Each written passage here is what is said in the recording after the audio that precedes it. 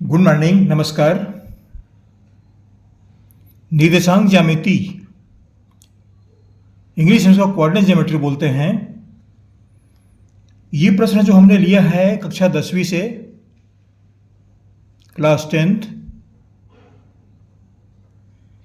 Class 10th में coordinate geometry पढ़ाई जाती है और ये जो प्रश्न मैं जारी कर रहा हूँ छत्तीसगढ़ पाठ्य पुस्तक निगम से है।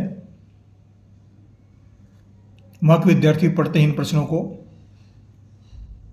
तो बिंदु 5, 8 और बिंदु 5 ऋण 3 ये इसके निर्देशांक हैं के बीच की दूरी ज्ञात कीजिए। दो बिंदु हैं, दोनों बिंदुओं के बीच की दूरी ज्ञात करना है।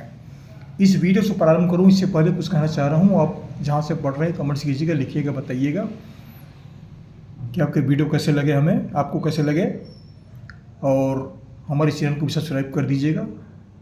ये सहयोग आप अवश्य कीजिएगा हमारी। चलिए आगे बढ़ते हैं।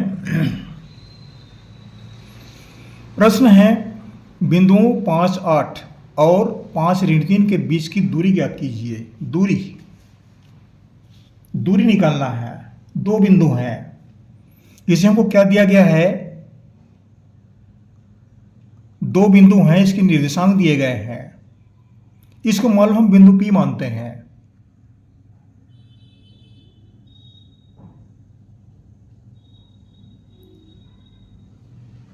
बिंदु 5, 8 और 5 ऋण 3, इसको मान लो हम P मानते हैं। इसको क्यों मानते हैं, या अदला बदली कर सकते हैं, या A और B मान सकते हैं, कुछ भी मान सकते हैं आप। मान लो बिंदु P के निर्देशांक, बिंदु P के निर्देशांक बराबर 5, 8 और दूसरा बिंदु मानते हैं बिंदु Q के निर्देशांक बराबर 5 ऋण 3। ये दोनों निर्देशांक हुए। ये बिंदु का नाम है P और Q। ये x अक्ष में है 5, ये y अक्ष, ये x अक्ष में, ये y अक्ष में दर्शाए जाएंगे। ग्राफ बनाए तो ग्राफ भी बना सकते हैं। ग्राफ से आप ज़्यादा अच्छा समझेंगे, तीनों बहुत समय लगते हैं उसमें, ग्राफ बनाने पड़ेंगे। अब उतना सब ये सब बताने की आवश्यकता नहीं है, फिर भी हम कह देते हैं ग्राफ में ज़्यादा समझ पाएंगे आप। अब देखिए, थोड़ी सी बात और समझ लीजिए। बिंदु 5, 8 ये बिंदु P, इसमें चतुर्थांश आती है। ग्राफ पढ़ते हैं तो चतुर्थांश पढ़ते हैं, 4 चतुर्थांश होते हैं। तो ये किस चतुर्थांश में स्थित है, 5 और 8 दोनों धनात्मक है। दोनों धनात्मक है तो ये फर्स्ट चतुर्थांश होता है, प्रथम चतुर्थांश। अभी नीचे में आते हैं 5 ऋण 3, ये धनात्मक है, ये ऋणात्मक है। तो ये x अक्ष है और ये y अक्ष में है। ऋण 3 y अक्ष में स्थित है। तो ये कौन से चतुर्थांश में आएंगे, तो ये आता है चतुर्थ चतुर्थांश। चतुर्थ चतुर्थांश में आता है ये। मान लो पूछते हैं कि बिंदु किस चतुर्थांश में स्थित है, तो आपको बताने का आना चाहिए। इसका पूछते हैं तो बताने का आना चाहिए, ये पता होना चाहिए, क्योंकि ये ग्राफ में तैयार होते हैं ये। लेकिन 3 नंबर 4 नंबर के प्रश्न आते हैं तो ग्राफ बनाएंगे तो बहुत समय लग जाएगा, बहुत समय लग जाएंगे। और सवाल केवल 2-3 नंबर के हैं, 3 नंबर के हैं या 4 नंबर के हैं। तो ग्राफ बनाएंगे तो समय बहुत अधिक लेंगे और उन परिस्थितियों में पूरा किया जाता है संभव नहीं है। तो जितना आवश्यकता है वो हम बताने जा रहे हैं।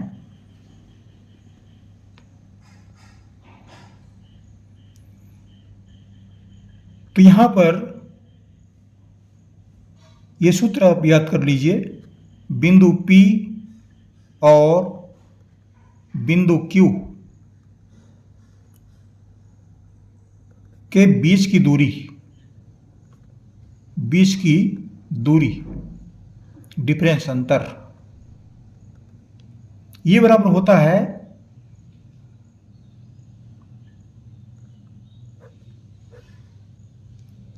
Under root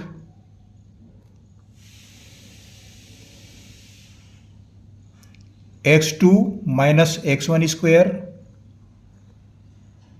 plus y2 minus y1 square whole square, इसका वर्गमूल निकालते हैं। अब समझना यह है कि x2 क्या है, x1 क्या है, y2 क्या है, y1 क्या है।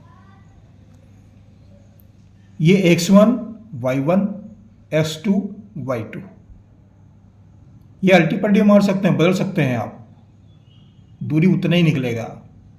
इसको x1 x2 y1 y2 ऐसा करेंगे तो भी दूरी उतना ही आएगा। अब यहां पर हम x2 माइनस x1 और y2 माइनस y1 का मान रखते हैं अंडर रूट x2 5,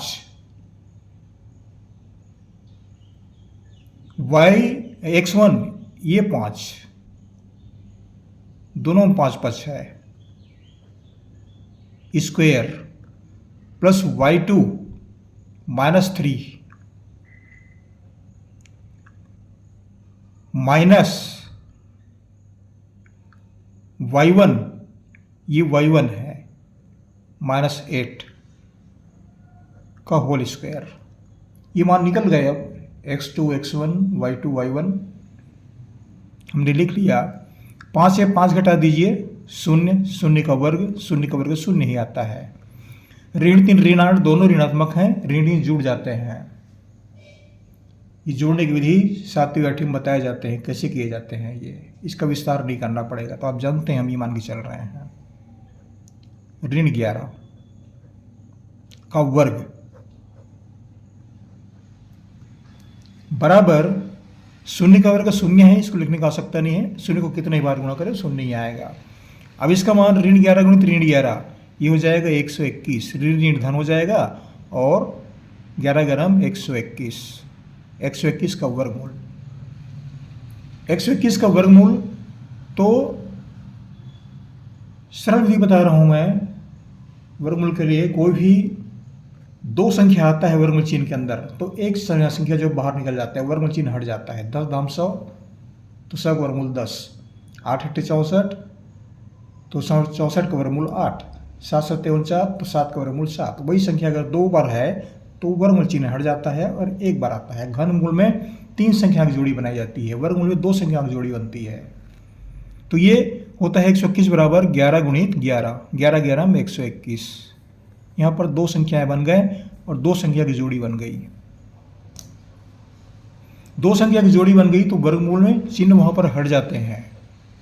ये 2 संख्याओं की जोड़ी है। घनमूल बनाएंगे, यहाँ पर घनमूल यहाँ 3 लिखा है तो 3 संख्याओं की जोड़ी बनती है। यहाँ पर 2 छिपा हुआ है, 2 छिपा हुआ यहाँ पर, लिखने की आवश्यकता नहीं पड़ती। तो ये 11 गुणित 11 इन दोनों का वर्गमूल जो है वो आता है 11।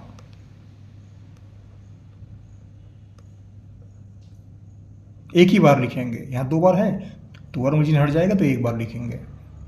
11 इकाई, इकाई कुछ भी हो सकता है, सेंटीमीटर, इंच, फुट, मीटर, कुछ भी हो सकता है वो। तो यहाँ तो कुछ भी स्पष्ट नहीं है तो इसलिए हमने इकाई लिख दिया। ये क्या है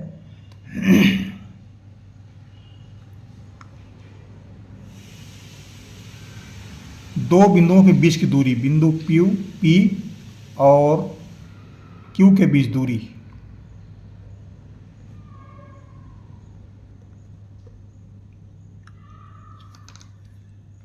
इस तरह से ये हमारा आंसर हुआ। आप आसानी से हल कर सकते हैं, बहुत सरल सवाल है। हम ग्राफ भी बना के बता देंगे, और भी ग्राफ वगैरह कैसे तैयार करते हैं ये पढ़ना तो हमारे और भी अन्य वीडियोस हैं, बहुत सारे वीडियो मैंने बनाया हुआ है इसमें निर्देशांक ज्यामिति संबंधित। तो वीडियो आप अवश्य पढ़िएगा, पूरी जानकारी आपको मिल जाएगी। लेकिन ये 3 या 4 नंबर के प्रश्न आते हैं तो वो केवल समझने के लिए है, बेसिकल जानकारियाँ हैं, तो बेसिकल जानकारी आवश्यक होती है। अगर पूरी समझ बनाना है तो बेसिकल जानकारी चाहिए, और ये कक्षा 11वीं में पढ़ाए जाते हैं। कक्षा 11वीं में भी अध्याय है, तो ये 10वीं की अध्याय पूरा पढ़े हैं तो आप 11वीं में भी समझने में आपको कोई दिक्कत नहीं आएगी, अगर 11वीं साइंस लेकर पढ़ेंगे तो। आपको हमारी ओर से बहुत बहुत शुभकामनाएं। धन्यवाद। पढ़ते रहिए। हमारे चैनल सब्सक्राइब भी कर दीजिएगा। Thank you.